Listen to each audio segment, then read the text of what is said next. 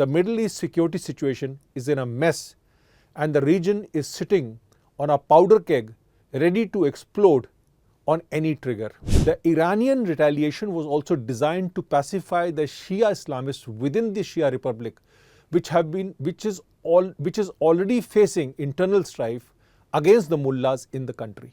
Iran sees itself as the leader of Shia Islam, with Israel as its sworn enemy, and has used multiple proxies to hit at Israel from all sides. The Iranian leadership does not listen to anyone in the West or the Sunni powers, only to China and Russia.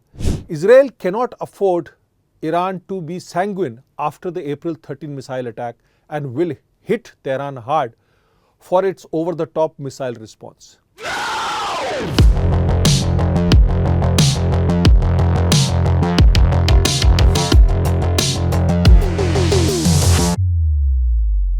Namaskar. It has been just 4 days since Shia Iran launched 120 ballistic missiles, 30 cruise missiles and 185 kamikaze drones or loitering ammunition towards Israel in retaliation to the April 1 Damascus missile attack on Iranian Consulate Annex, in which a senior Quds force commander, Mohammed Reza, Zahedi, was killed. Apart from the statements of retaliation to the foiled Iranian strike from Israeli generals and political leadership, the world, particularly the West, has gone largely silent on the escalatory event, as no one has any appetite for a conventional war erupting between eternal rivals Iran and Israel. It's not that Israel is going to take the missile attack lying down, or that Shia Iran will stop needling Tel Aviv and the West Asia region at large. But the chances of a full-fledged escalation look most unlikely, as Iran has called it quits after the April 13th attack, and Israel knows that the US and the other Western powers will not be ready to defend the Jew nation the second time if Netanyahu government has plans to drag the world into a global conflict. Fact is that a large number of Iranian missiles did not reach Israel due to the defense put up by the US and the allied forces using fighter aircraft and ballistic missile defense systems like Patriot, Arrow, Iron Dome and David Sling. My understanding is that out of 300 plus missiles that were fired towards Israel, only 9 of the ballistic missiles actually made it to the Israeli territory, and that too were shot down. The Iranian drones never made it because they could never complete their 9-hour journey from Iran to Tel Aviv. The cruise missiles probably did not even take off or went down in midst. The transparent battle theatre over Iran also ensured that the US and the allied forces had at least 3 days advance notice to prepare for the missile strike. Given the limited Iranian missile and drone capabilities, the US and the allied powers had a plan to neutralize the retaliation from Tehran. But there is more to this than meets the eye. Just as Israel's disproportionate response in Gaza after the October 7 massacre by Iranian-backed Hamas terrorist group was to satiate the lust for retribution of the domestic audience in the Jew nation, the Iranian retaliation was also designed to pacify the Shia Islamists within the Shia Republic, which is already facing internal strife against the mullahs in the country. Since the days of Persian Empire, Iran has an exalted view of its position within the Middle East vis-a-vis the Arab Sunni states. Iran sees itself as the leader of Shia Islam, with Israel as its sworn enemy, and has used multiple proxies to hit at Israel from all sides, and in the end ended up destabilizing the entire Middle East region.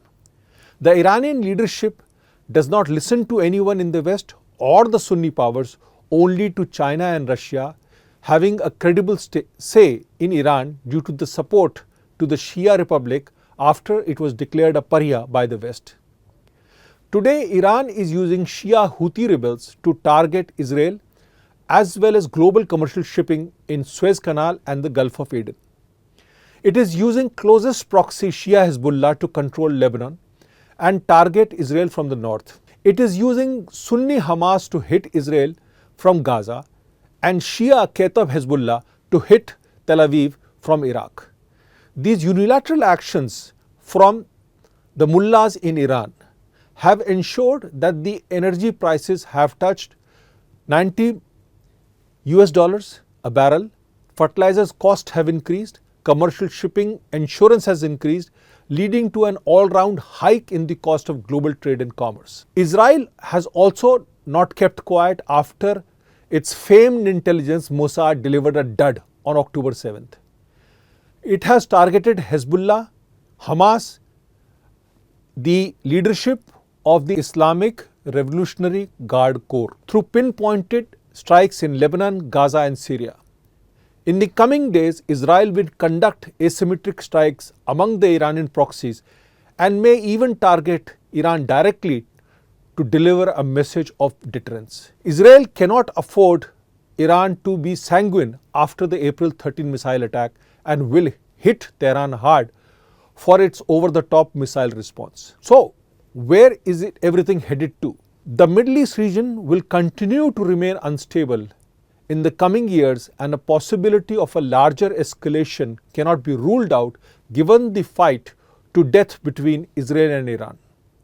There will be attacks through Iranian proxies on Israeli interest, just as Netanyahu will respond with precision-guided strikes on Tehran's interest in the region.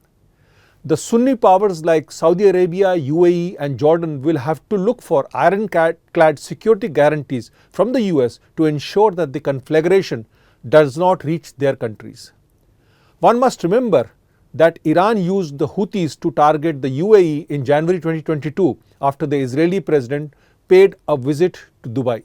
The Shia regime of Iran will not change its behavior as it is driven by radical Shia ideology and uses it to quell domestic dissidents, which is at an all-time high. It will continue to use terror proxies and Quds force to remind the world of its existence and its nuisance without any concern for regional peace. It will also ensure that Israel does not get recognition from other Sunni states like Saudi Arabia and will use events like October 7 to scuttle any rapprochement.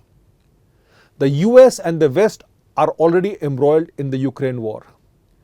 And with the US and UK headed towards general elections, there is no Western interest in opening another front against Iran. For India, the primary concern is that the region remains stable, as any untoward incident will have a fallout on the diaspora remittances, energy and fertilizer prices. All in all, the Middle East security situation is in a mess and the region is sitting on a powder keg ready to explode on any trigger.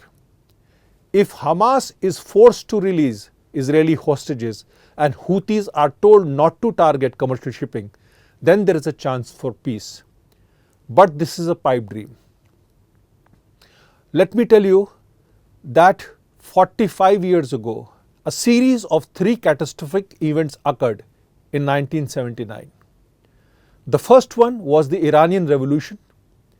The second one was the siege of Grand Mosque at Mecca by the Salafists, and the third one was the military occupation of Afghanistan by the erstwhile Soviet Union.